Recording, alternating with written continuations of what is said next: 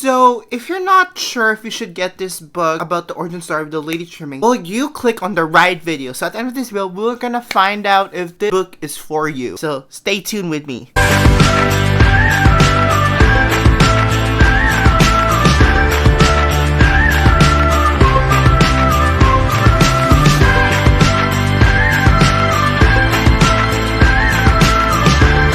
Hello everybody, welcome to my YouTube channel. So today I'm going to be reviewing Serena Valentino, the best-selling author finally of the Disney Villain series. This year she released it's not a Tales, Cold-Hearted, A Tales of a Wicked Stepmother. It's Lady Tremaine from the Cinderella movie, like the original one. And this is a story all about her. I basically review her books every single year, so please check out the other ones that I did in the past. It's all on my channel. So this will be again a non-spoiler review, so there won't be any spoilers. I'm excited to talk about it, so let's just talk about it. So first, let's talk about this beautiful book cover. So every Disney villain has like a side picture, which I love. It really shows how people view her, which she really, like, the artist really captures that, because it says cold-hearted. She's one of the most cold-hearted Disney villains ever. You can see her green eyes right there and her earrings, and I wish she would show her booch, like the thing that she has on her outfit, if you know what I'm talking about. So it has here cold-hearted Tales of a Wicked Witch, and I really love finally they put her that she's a New York best-selling author, which is nice. She comes for a very long way. They set the background again. I've been saying this all the time. I wish that it would show like another version of her at the back,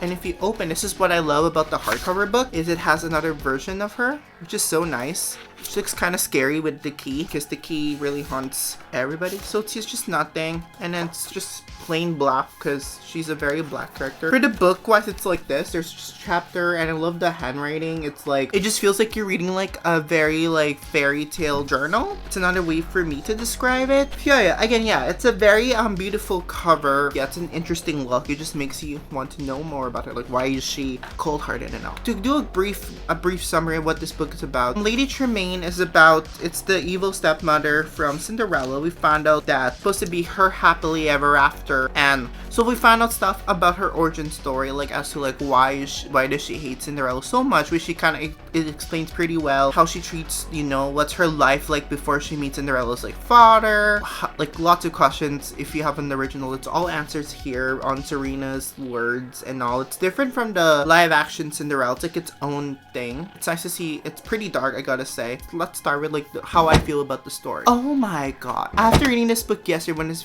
this is recorded, this is honestly one of the most heartbreaking, depressing, sad villain origin stories ever. Like, it's nice to see the villains like perspective of their own. That's what I love about this villain series. It's like it just feels like you're in their brain, and it's kind of like you're seeing it from their point of view. From like, I love how it feels like there's two parts of the story. The first part is like its own thing. That's when Serena Valentino like shines, kind of like it makes it her own thing. And then the second half is again like how you know her from the movies, which is honestly very nice. I love how you can see it from her perspective, so you'll realize some of the words if you've seen Cinderella like billions of times.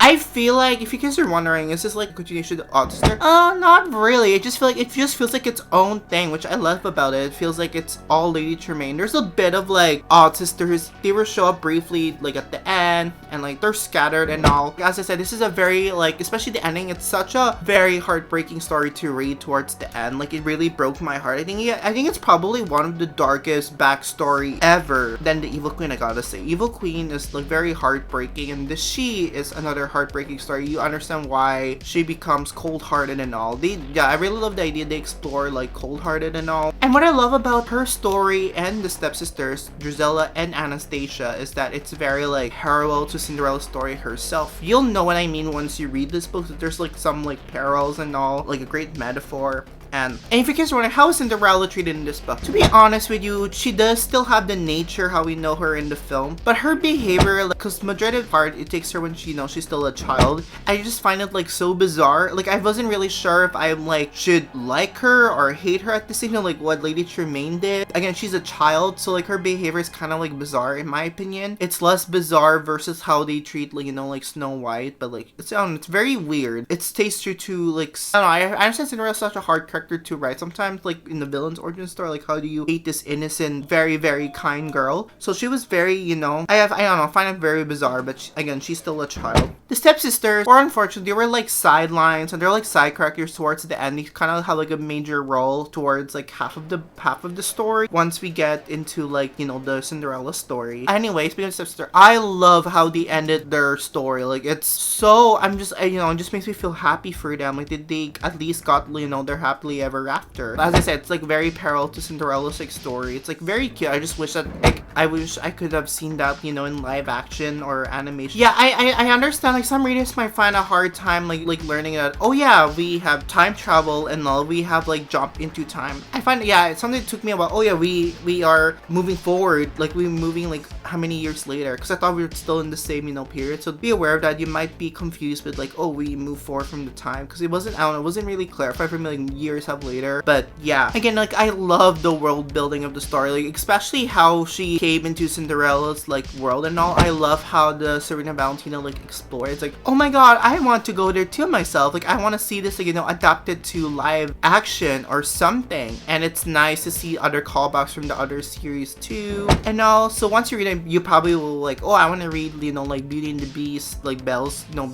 Beast perspective, or like Mother Gothel's perspective. So there's like not hints, like it was mentioned once. I love the tour and all. And overall, I just feel like this book is again like a side, it's like its own thing. However, towards the end, it builds like kind of like a universe kind of, it's kind of like Marvel. Like when like for example, when you watch a Marvel film like Captain America, for example, like, oh, it's just, you feel like it's own like movie, which you can do that. And then once you watch the end, you realize that it's part of a big universe, which I love about this book series. So I hope that she continues doing that versus like adding some, you know, other characters into it. If you read like the entirety, you'll know what's happening. But if you're just like, if you just pick this up because you want to read about Lady Tremaine, just Lady Tremaine, then you might be confused at some point. Not very, very confusing, but it's there. Okay, now I'm gonna go move on to like potential, not really spoilers, but anyway, who I think the next book 9 is all about. So toward the entire book, they kept mentioning about Hades all the time. So I think it's obvious. I think that Hades might be the next villain. I mean, like Hades, I love Hades as a character and all. I enjoy like his performance. I'm not really interested with his backstory, but I'll pick up anything with Serena Valentino writes about and how that creates to the world that she builds. So I'm very interested on that. So I think Hades might be next because she's mentioned throughout the entire book, because she talks about like how the villain for book 9 is a hint